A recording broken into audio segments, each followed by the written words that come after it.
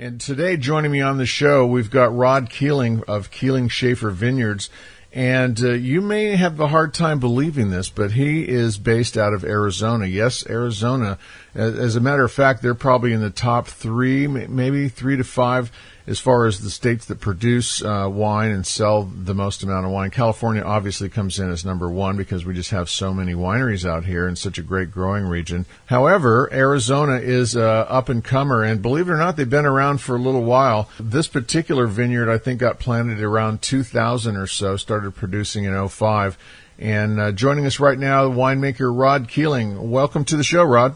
Thanks, Mike. Good to be on. Yeah, well, glad to have you here. So, one of the things that we like to do, I want to dig into the grapes and the wine, and I want to hear all about that kind of stuff. But one of the interesting themes on the show, it's turned into that almost all of my guests have something that they were doing that was completely different in their, say, previous life or previous occupation.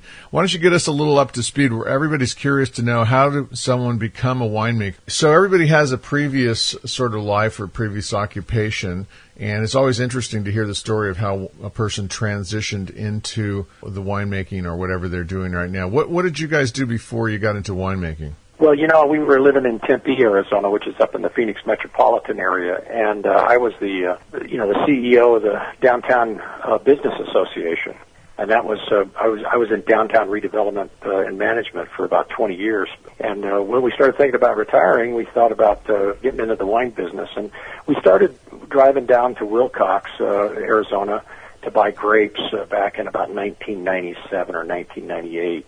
And we had a friend there by the name of Al Buell that had a farm, had a vineyard, and we bought grapes from him. We took it home, invited the neighbors over, made wine in the garage.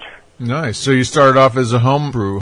I did, and I know there's a lot of people that did that, and we started looking for property in about 2000, and we found a really beautiful place up on the side of a big hill called Chiricahua Mountains in southeast Arizona, and we started off with 18 acres. Now we have 50. Wow, good for you. And how much of that is in vineyard? We have 20 producing acres right now, and most of it was planted in '04 and '07. Mm-hmm. And are you guys reliant on irrigation? Are you just dry farming, or do you have some natural water there? How do you irrigate? Well, we get to about 17 inches a year because of it's not really a desert like most people view Arizona. We're at 5,000 feet above sea level. It's more of a grassland. We have oak trees. I've had a lot of people tell me it looks like Paso. Huh. But, ultimately we do need irrigation because that 17 inches usually comes in late summer, and we don't have hardly any winter rain. So we irrigate from well water. We have 2 wells that we use. We actually have 3 wells, but we're only using 2 right now. And of course, grapes are very efficient, and we don't put a lot of water on them. And when it starts raining in the summertime, we usually either turn it off or slow it way down. Yeah, pretty much that's a common theme. I think a lot of grape growers agree that you're going to get your best intensity, best flavors if the vine struggles a little bit, and that's a good thing. Unlike a lot of other fruits where you want to pump them up with water to get the weight, you're not looking for weight in your yield as much as you're just looking for quality grapes. Right, and we control the amount of water. You don't want too much vegetative growth. You want to make sure that most of the growth or most of the inputs are designed to make the best fruit, the highest quality fruit. So now our curiosity has gotten me. So what is the fruit that is most common and most prevalent there? What are you having the best luck with? Well, Syrah is the most widely grown, highest production of fruit in Arizona right now. But everybody's still in experimental stage. There's all kinds of Spanish and Italian varieties being planted. A lot of people swear by a lot of different ones, but basically, we kind of have the leftover Bordeaux that were all planted back in the 80s and later, and like the Merlot and the Cabernet Sauvignon, and Petite Verdot does really well here. Malbec looks like it's going to be pretty good, but by and large, I think the Rhone varieties right now are what a lot of people have planted. Oh, that's great. Well, so the great story of I heard so many winemakers that did that you and your wife are interested in wine, and the next thing you know, hey, let's make a barrel. We can go get some buckets of wine from some friends and make a couple of cases. Next thing you know, it turns out pretty good. Your friends love it, and it's like, aha, we better go into the wine business. So how many wineries are active in Arizona, as far as you know? I know there's a lot of hobbyists out there, but what would you consider your industry there in the state to being? Well, our statewide association has our members segregated into two categories. One's a so-called grower, and the other is a grower in development. So we have probably about 60 wineries / vineyards that are producing and have been in the marketplace for a couple of years. So it started in 2005 when Keeling Schaefer was first licensed by the TTB. We were the number 9th winery in Arizona. Now there's about 83 bonded wineries, but not all of them are producing yet. Right. Well, I think that's going to be surprising to a lot of our listeners to think that there's that many in Arizona. And you're right too, Rod. Is we tend to think of Arizona as desert and just very hot and dry and sand dunes and a lot of history there from the old Wild West with Indians and cowboys and that whole thing. But you guys, like you say, you're up in the elevation. But as far as the other 60 or 80 or so wineries there, are they fairly diverse in their climate and in their sort of ecosystem that they're in, or has everybody sort of got to get up into that elevation to make it work? I would say almost all the wine grapes grown in Arizona are between 3,500 and 5,500 feet above sea level. Mm-hmm. And there's three major growing areas. There's the area we're in, the Wilcox wine country area, which is the largest. It grows about 75% all the fruit. And then we have two other areas. Sonoyta is kind of the original. That's where the University of Arizona started looking at growing fruit back in the early 80s. And then we have an area up around Sedona in the Verde Valley. Yeah, that Sedona area is a well-known place. I think there's a couple of celebs that probably have gotten into the wine business up there for a multitude of reasons, and they sort of started putting a little bit of that on the map, too. Well, so you've been written up a number of magazines, which is pretty, I would say, impressive. I mean, you've had something in, obviously, Sunset Magazine, which they've been on the show before, Wall Street Journal, as well as even something in the Arizona Wine article about with Wine Spectator. That must have been kind of neat to see your name in print. Well, we were one of the very first wineries in Arizona to get an 89. It seemed like the magic number was 90, and while Wine Spectator no longer rates wines from Arizona, or any other state outside of the 4 or 5 states, for whatever reason, they kind of downsized their program. But the fact is that we've gotten good ratings by Wine Spectator, and to see your name actually printed in the magazine, not just online, was it's pretty impressive. Yeah, it's fun. And I actually was just at an event recently. I mean, Wine Spectator magazine, for those that don't know for some reason, it is the premier wine magazine out there. They sort of lead the pack, similar to the Wall Street Journal, as far as if you're going to go for financial news, you're going to go to the Wall Street Journal. So Wine Spectator is sort of synonymous with that. But as you say, they cover the big hitters, Bordeaux and Rhone, of course, and Burgundy, and then of course all the darlings of California and a few others. I suppose they figure that other publications might pick up the slack and mention some of these. Like me, I get to talk about Arizona wineries, and I'm happy to do it too. So with us right now on the line, we've got Rod Keeling of Keeling Schaefer Vineyards. They're located in Arizona, in Pierce, Arizona. We're going to take a short break, and when we come back, Rod's going to tell us a little bit more about the grapes, the wine, which we're looking to get into, and exactly how you can reach him later on after the show and maybe buy some wine from him online. You're listening to The Good Life Show. I'm Mike Wreyford, and we'll be right back. And welcome back, everybody. I'm Mike Wreyford. You're listening to The Good Life Show. We're actually in search of The Good Life Show. As we mentioned a couple of times, there's been a few other good life shows of some sort or other out there, whether it's on the radio or whether it's a magazine or different things like that. So we sort of differentiate ourselves by putting the ISO in front of it. So ISO is for in search of, and that's what we're all in search of, the good life. And that's where you're at right now. You can catch us live anytime on MikeTheWineGuy.com. You just click on the Listen Live button right up there. And be sure to share that link with your friends and people that are out of the area. That's always a big help to us. It's always fun to hear new listeners drop us an email from wherever they are in the world. We're also, just a reminder, we're on iTunes, Google Play, as well as Stitcher for the podcast version. That's all the interviews without the ads. So either way, you can enjoy the show anytime at your convenience, and that's the idea there. So we're on the line right now with Rod Keeling of Keeling Schaefer Vineyards out of Arizona. They're over by, well, they're in sort of southeastern bottom part of Arizona there, up at about 5,000 foot elevation. And the Chiricahua, I think, is that the way you say it, Ron? Chiricahua. Oh, yeah. Chiricahua. There you go. All right. Well, anyway, for all of you guys that are, Western movies fans, I'm sure a lot of them are from around that area. You're not far from Tombstone, are you? No, we're not. And the Chiricahua Mountains, of course, is all about the Chiricahua Apaches, which is Cochise and Geronimo. Right. Real famous area. I used to live in El Paso, and we'd drive through there to visit my grandparents in California every once in a while, and it was always fun as a kid.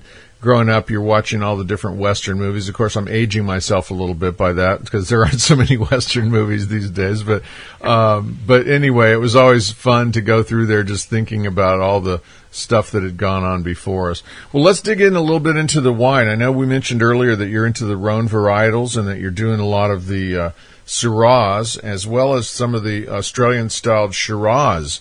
So give us sort of a walkthrough of the types of wines that you guys specialize in. Well, we make a lot of different wines. When we first started back in 2000, we thought that we were going to make one or two different wines, and unfortunately, it just didn't work out that way.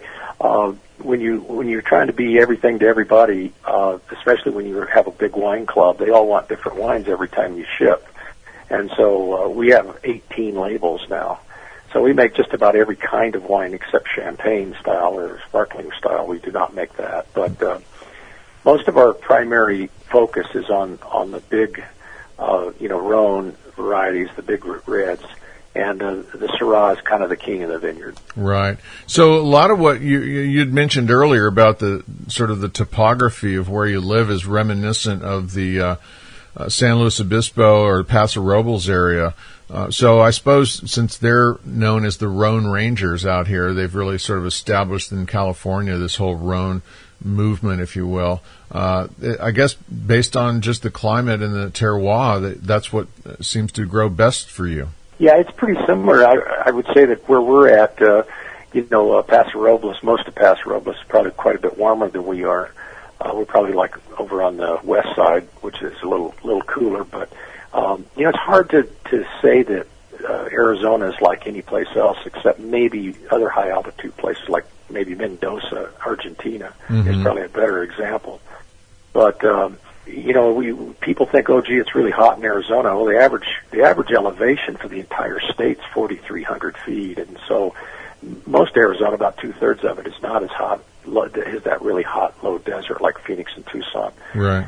So we're in a high desert kind of situation, and so some of our biggest problems relate to how cold it is in the wintertime. We have absolute lows that are a little too low for some of these vineyard, some of these varieties that we grow, and we also have late spring frost is really our biggest fatal flaw.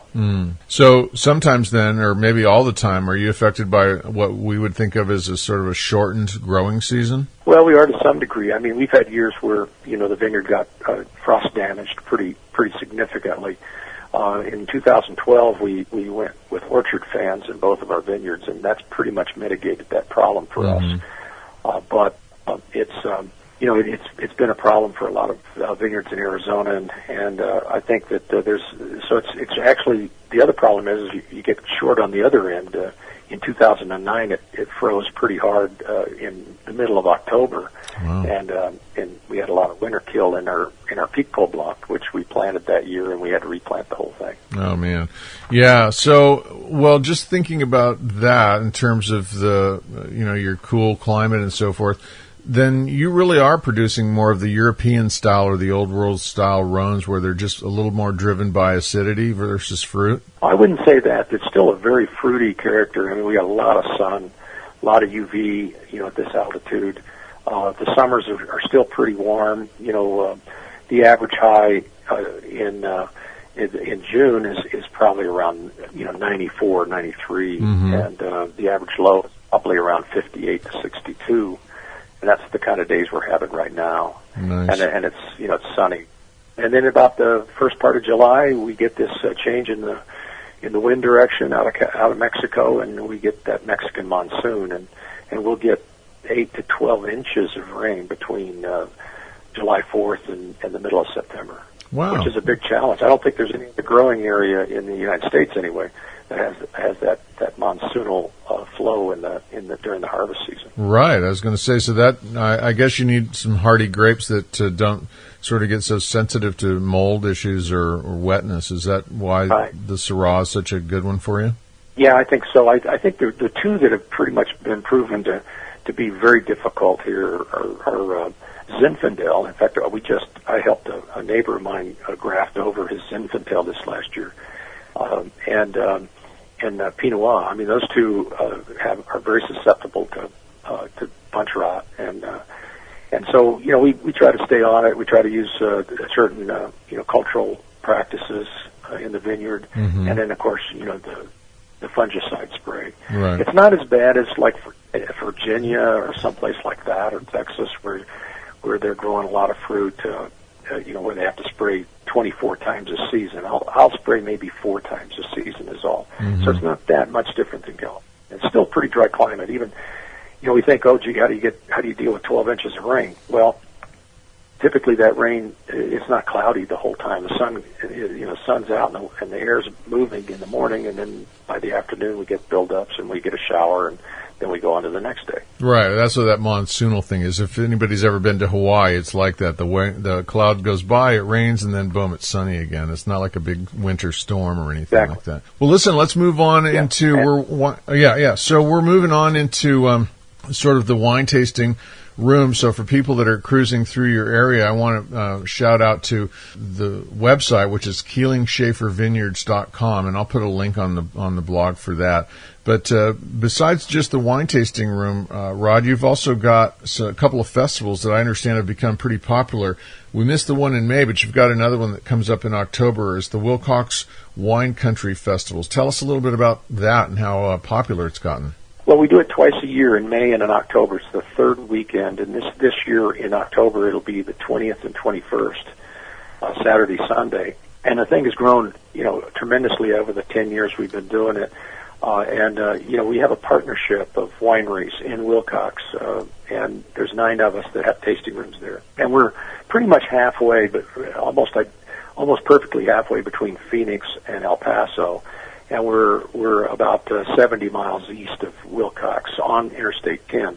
So if you're passing through that area, you can get off the freeway, and we have a visitor center there with the Chamber of Commerce, and we have they're all tuned in. They're our partners with the festival and the other promotional activities we do to promote our region as a wine destination.